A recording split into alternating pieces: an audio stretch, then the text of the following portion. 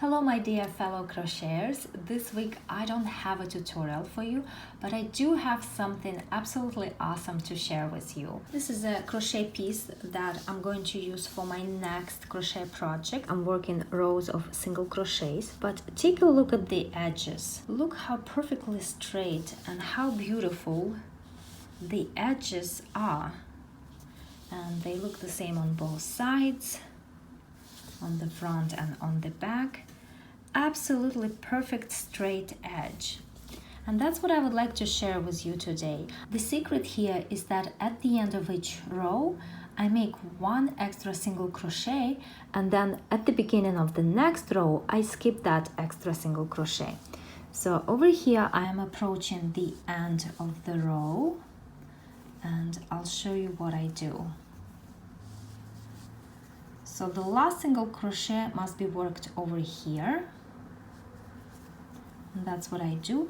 And now I'm going to work one extra single crochet, but I'm going to work it into the end of row of the previous row. So I'm not gonna insert the hook here again where I already made the single crochet, but I'm going to insert it right here at the end of row of this previous row.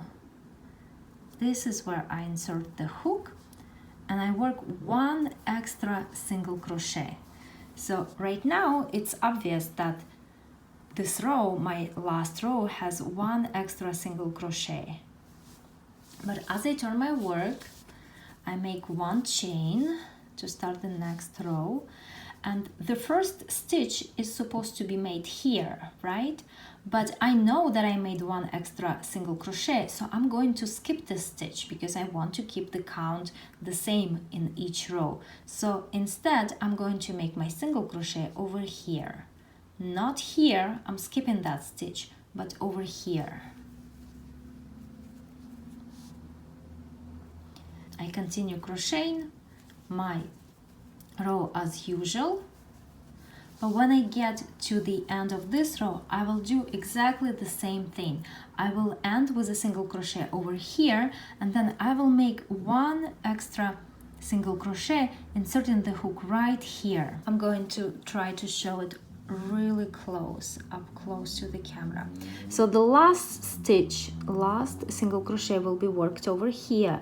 These are the last two loops of my previous row, right? So this is where I insert the hook to make the last single crochet, and then the extra single crochet is going to be worked right here. This is the end of the previous row, so this is where I'm going to insert the hook to make that extra single crochet.